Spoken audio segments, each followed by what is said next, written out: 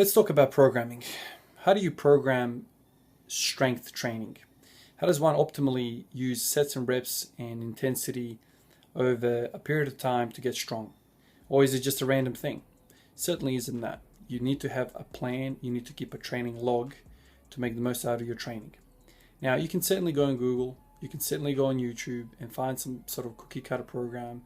Pretty much every YouTuber out there has put out some sort of program for you to use. There are many those type of programs out there. But if you're like me and you want your own stuff, if you want to tailor a program directly to your lifestyle, after all, we all have a different, working schedule, family, kids, all that sort of stuff. We're all different. And so some of these things don't apply to everyone. Well, some of us want to train every day. Some of us want to train 2 days a week. There's many different variables out there. So if you're like me and you want to tailor exactly to how your life is going, then you need some sort of knowledge how to go about it. How do you plan training? It's just one of those things that you're not born with it, right? Now, there is one common thing that every program uses. And that thing that I'm referring to is something called the Prilepin's table. Now, Prilepin, it was a dude who was the Soviet Olympic weightlifting coach, who was around in the 70s and the 80s, who basically came up with this table, which essentially governs all the programs you will ever find on the internet. It's basically a Bible, a Quran, for all of this stuff. They all use his shit, essentially. Now, Prilepin's table is essentially a summary of Alexander Prilepin's evaluation of essentially thousands of training logs. So what he did was he basically looked at these training logs, some of the people that he trained and other people that he kind of rubbed shoulders with, and he examined them. And what he came up with essentially training principles across the board that worked. Now, these people that he was looking into were not scrubs. They were not starters or beginners. They were people up in the game who were strong and who had kind of worked out what worked for them. Prilepin comes in, summarizes all of this shit, and here you are listening to me talk about it. Now, let's look at it together. So there's 4 columns, 4 rows, and a whole bunch of numbers and figures. It's really, really simple to understand. So don't freak out if you're looking at this thinking, oh shit, this is too hard. I'm just going to get a cookie cutter program and I don't have to worry about this shit. On the left-hand side, you've got the intensity column, and then you've got the reps column next to it. That column refers to how many reps per set you should be doing for this given column. The next one is the optimal total of reps for all of the sets put together. And then you have an optimal range if you want to kind of push it one or the other side of the optimal range. So the intensity goes from 70% all the way down to 90% and above. And so you can see that in the table here. So for any given row, you got alterations to the reps and sets and the optimal range of reps you should be doing. So all the thinking is already done for you. All you got to do is basically pick out what weight you're using. First of all, you need to know what your maximum effort is in these lifts that you're using this for. So if somebody is just walked into the gym and has no idea about any of their maxes, this is probably not the tool for them yet. So this is for somebody that kind of understands where they stand in terms of training, and then they can apply percentages to their lifts.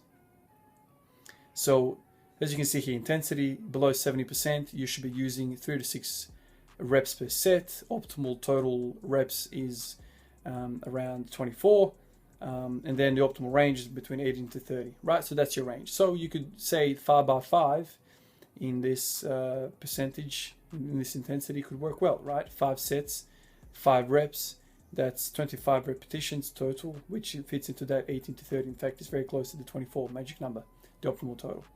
And then you got 70 to 90%. The reps per set is the same, but the optimal total reps for the whole training is lower. And then you can see it continues to lower until you get around to 90%, and then you're basically doing 1 reps or doubles for a couple more sets. So you can see that all of the thinking has already been done for you. All you got to do is work out how much time you're going to spend in each row. And this is where I would want to advise somebody that this doesn't have to be rocket science. Training takes a very, very long time. And as long as you apply progressive overload in your training, you're going to be okay. In fact, all of the training programs that are out there that are successful have progressive overload. Now, how aggressive that progressive overload is depends on your lifting experience. For somebody that's really, really advanced, they can't be putting on 10 kilos to their maxes, every month. It's impossible. But if you're just starting out, that's very much possible, right? It's very much possible because you've got new gains and you're all fresh to lifting. And you're very, very far away from your genetic maximal potential. So for somebody that's just starting out in training, you should spend most of your time in the sort of below 70% row and the 70 to 79% row. There's no point for you to spend any significant amount of time in the last two rows because you haven't learned how to lift properly. The chance of injury is very, very high for you when it comes to handling, near maximal loads. So most of your time should be spent in the first two rows where you build this foundational strength, your size, and you learn how to lift. For somebody that's an intermediate, you're going to be all over the place, but predominantly you're going to be in the last three, so you're not going to spend too much time in the below 70%. And advanced lifters, they pretty much spend most of their time in the last two rows. So you can see that you can basically pick out a training program by yourself simply by applying a time period for each of those rows. So say to yourself, I'm going to spend 4 weeks in the below 70 row. Then I'm going to spend 4 weeks in the 70 to 79, 4 weeks in the 80 to 89%. And voila, you got your training program. And then you might include 2 weeks of 90% and above or whatever. Like, it's entirely up to you how long you want the blocks to be and what exercises you want to use, right?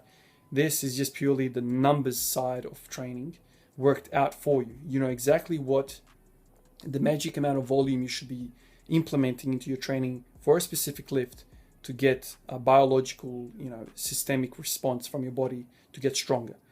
So you don't have to wonder anymore, man, there's 20 reps is better than 50 reps. You don't have to worry about that anymore because there's a guy, in the 70s and 80s who did all the work for us. Look at thousands of lifters who are really successful in their field, who did really, really well.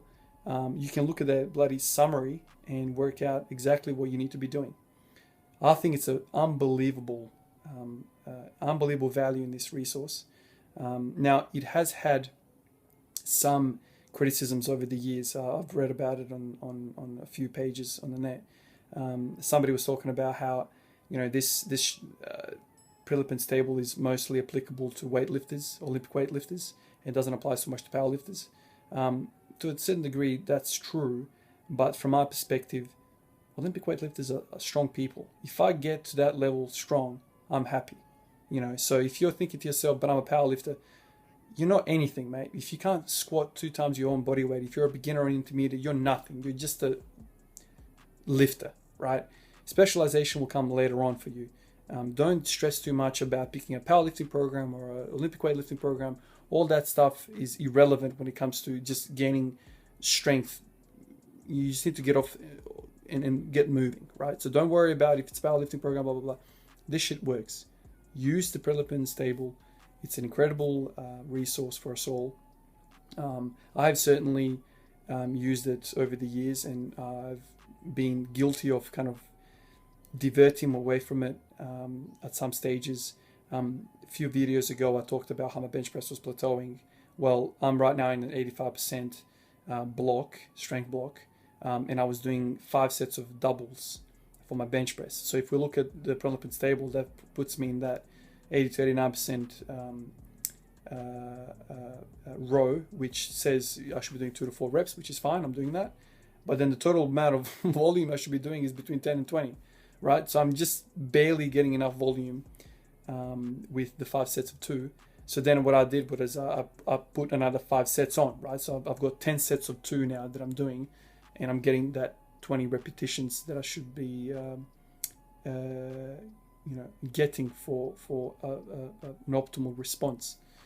biological response from my system, right? I just wasn't getting enough volume in.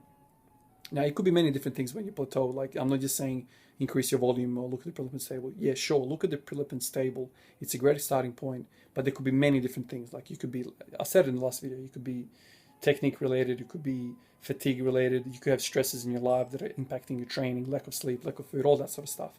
But I always go back to the Prilepin stable to kind of ground myself, to refocus myself, because if my numbers are out of the range of the Prilepin stable, I'm doing something wrong. I'm not gonna wonder if something else is going wrong. If my numbers are not within the range, that's what I fix, number one. But anyway, get around it. Read up about this guy first of all, but also the Prilepin stable. I think that all of the training programs that you're going to find out there, they have a common denominator of the Prilepin stable. They all fall into this range. So go straight to the source. Go straight to the Bible, to the Quran, whatever your texts are. This is a really, really important resource for all us lifters. And yeah, I just wish somebody showed me this day one walking into the gym. I wish somebody said to me, this is what you need to get your head around, and this is how you make progress. But anyway, guys, I'll talk to you next time. Later.